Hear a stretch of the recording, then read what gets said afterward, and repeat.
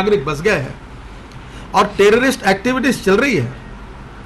American ambassador मुझे मिले थे तब मैंने उनको सवाल पूछा था कि पहले आप बताइए कि आपका जो 11 सितंबर का 9 साल पहले हुआ था उसके बाद एक भी आतंकवादी घटना आपके देश में नहीं हुई है और हमारे यहाँ तो सिलसिला चालू है और आप हमको शांति की मार्गदर्शन करके हम पाकिस्तान के साथ बात करने के लिए कहते हो। पहले ये क्रॉस बॉर्डर टेररिज्म पाकिस्तान को रोकने के लिए क्यों नहीं बोलते हो? अगर आपका इंटेंशन अगर टेररिज्म के खिलाफ सही है और वर्ल्ड कम्युनिटी चाहती है कि टेररिज्म से हमें लड़ना चाहिए तो आप पाकिस्तान को स्टॉप क्यों नहीं करते? ये जो मुंबई में पड़ी हुई डेड बॉडी है कहाँ की है, कौन से गांव की है पता चला है? ये कसाब कौन से गांव में रहता है पता चला है? क्यों नहीं पाकिस्तान इनको पकड़ते? आज भी टेररिस्ट ऑर्गेनाइजेशन के हेड घूम रहे हैं, उनके अखबार निकल रहे हैं। और हेडली ने क्या कहा यूएसए में? हेडली ने कहा है कि आईएसआई के मेजर्स, हेडली ने किए हुए जवाब को जो बताया गया है उसमें काफी बातें सामने आई कि उसमें पाकिस्तानी मिलिट्री का भी आतंकवादी संगठनों के साथ संबंध है। मैं नहीं कह रहा हूं, हेडली कह रहा। इसके बावजूद हमारी सरकार की नीति है कि हमारे विदेश मंत्री वहां गए और पीट कर वापस आए, अपमानित होकर वापस आए। और मुझे लगता है कि this is a very serious concern for the country. Gujarat government is chosen for a different hostile treatment by some of the human right activist and by the central government. The very interests which want the Sohrabuddin case accused to be are fighting cases to get reprieve for terrorists. We believe that it is high time to evolve a national debate on how to handle encounter killings in various parts of the country. एक बार इसका debate करिए और मारना नहीं तो वो तो भी निर्णय करिए। हमारे पुलिस वाले भी शांतता का बैनर लेके अपने साथ एक तरफ स्टेनगन और एक तरफ शांति का संदेश लेकर घूमेंगे टेररिस्ट के साथ, ऐसा करेंगे। Let we have some policy for it. Our country needs a high debate on it and a policy for that. Now the Ishrat Jahan case, it is one of the interesting case. Already I have given one news item from Times of India to you also. Kindly go to it and just try to understand what is going on in the country.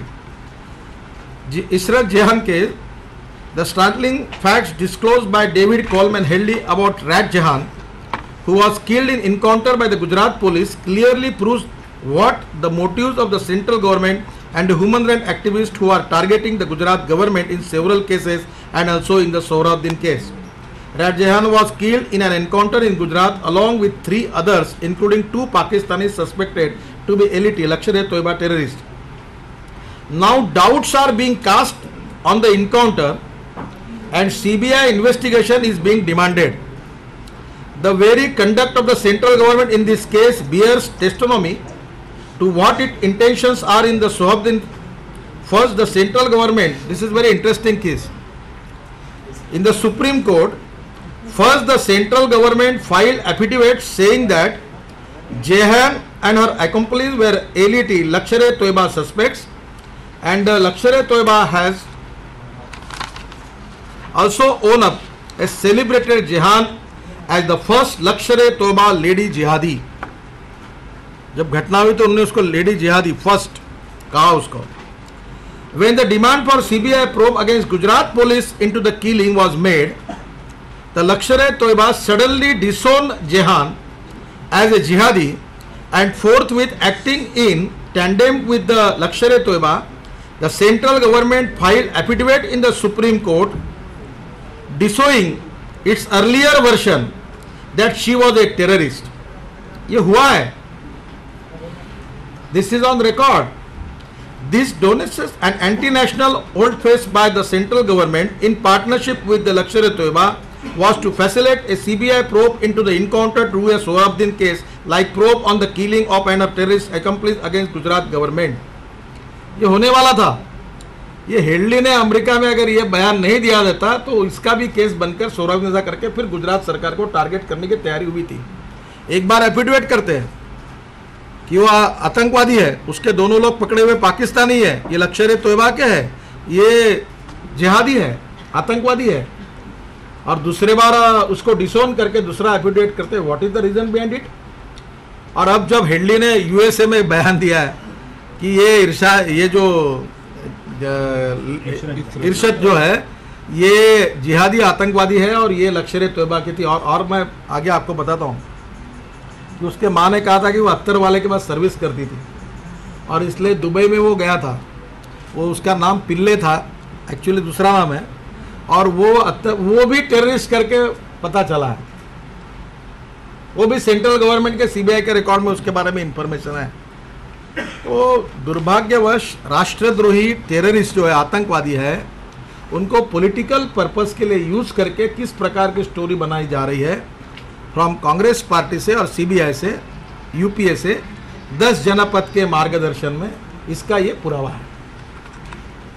CBI probe into the encounter to a Sohrabdin case like probe on the killing of a terrorist accomplice against Gujarat government. Now come to anticlimax. Hedley, who is one of the principal suspects in the 26/11 Mumbai terror attack and later on in Pune speed, the beans saying that Rat was indeed an Lashkar-e-Toiba recruit and the central government has got mud and eggs on its face. Its attempts along with the Lashkar-e-Toiba to protect the terrorists in the Rat case had boomerang on it because of his Hedley's confession. Hedley ने कबूली जवाब दिया, इसलिए वहाँ अभी expose हो गए।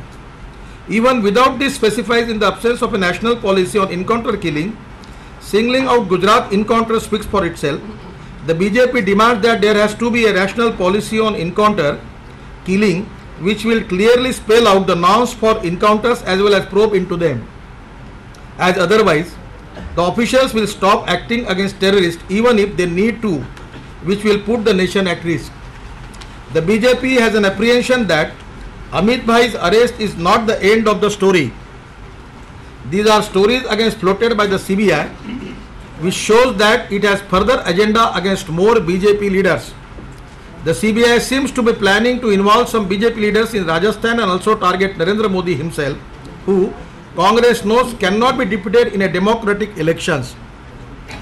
लोकतांत्रिक पद्धति से गुजरात में नरेंद्र मोदी और बीजेपी को हरा नहीं सकते, क्योंकि उस समय 2007 में इन्होंने सोहराबुद्दीन को हीरो बनाया था और मोदी जी को मौत का सौदागर भी कहा था। इसके बावजूद भी गुजरात में इनका डिफीट हुआ है।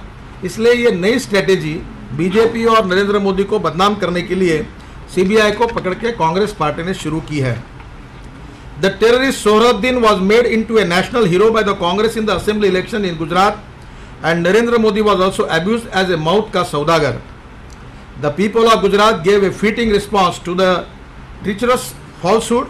Now the Congress is taking revenge on Gujarat and Narendra Modi by employing the CBI in a desperate attempt to prove the false charges and it had made against Narendra Modi in the last election. But the BJP will face the legal challenges presented by the fabricated prosecution court of law.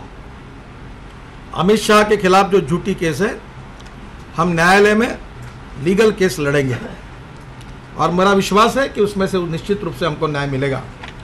I declare that the BJP also accept the political challenges thrown by the Congress and will take the issue to the people of India.